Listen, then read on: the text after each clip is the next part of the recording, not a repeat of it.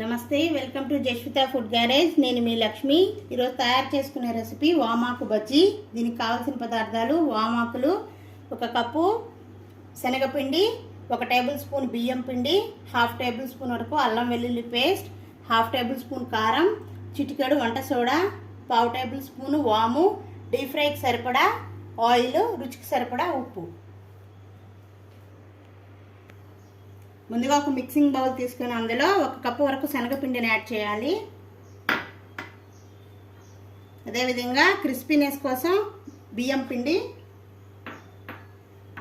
అదేవిధంగా 1/2 table spoon వాము, రుచికి సరిపడా కారం, 1 టేబుల్ స్పూన్ వరకు అల్లం వెల్లుల్లి ముద్ద, అల్లం వెల్లుల్లి పేస్ట్, రుచికి సరిపడా ఉప్పు.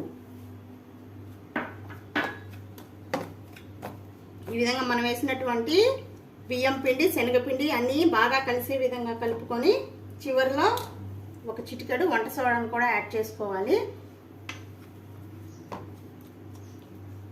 ఇందులో వాటర్ యాడ్ చేసి మనం పిండి ఏ విధంగా తయారు చేసుకుంటామో బ్యాటరు బజ్జీ వేసుకునేదానికి ఆ విధంగా తయారు చేసి పక్కన పెట్టుకోవాలి.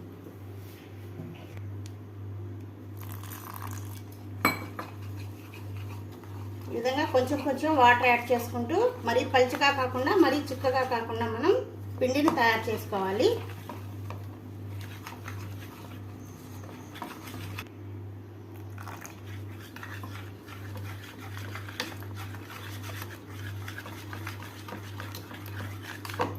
ఈ విధంగా పిండి అనేది బ్యాటర్ అనేది ఈ విధంగా ఉండాలి.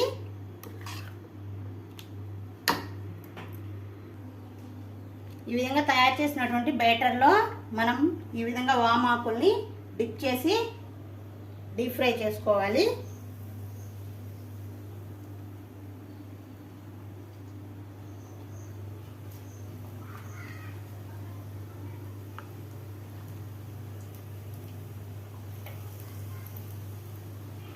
ఈ విధంగా మనకి ఎన్ని కావాలంటే అన్ని రెడీ చేసుకోవాలి. ఒక సైడ్ మంచిగా క్రిస్పీగా అయిన తర్వాత రెండో సైడ్ కూడా గోల్డెన్ కలర్ వచ్చే వరకు ఫ్రై చేసుకోవాలి. మనం అరటికాయని ఏ విధంగా బజ్జీ తయారు చేసుకుంటామో అలాగే మిర్చి బజ్జీ కూడా ఏ విధంగా తయారు చేసుకుంటామో సేమ్ అదే మెథడ్లో వామాకును కూడా తయారు చేసుకోవాలి. అదేవిధంగా ఈ వాము వల్ల చాలా బెనిఫిట్స్ ఉన్నాయి. వీలైతే మీరు కూడా తప్పకుండా ట్రై చేయండి ఒకసారి. ఒక సైడ్ మంచిగా క్రిస్పీగా ఫ్రై అయిపోయింది, దీన్ని టర్న్ చేసి రెండో సైడ్ కూడా మంచిగా ఫ్రై చేసుకోవాలి.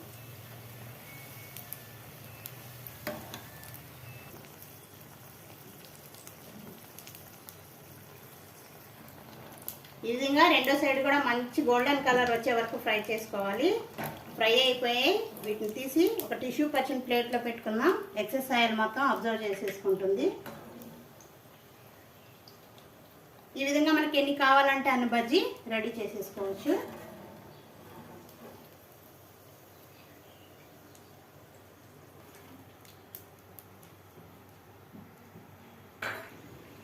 వేడి వేడి వామాకు బజ్జీ రెడీ.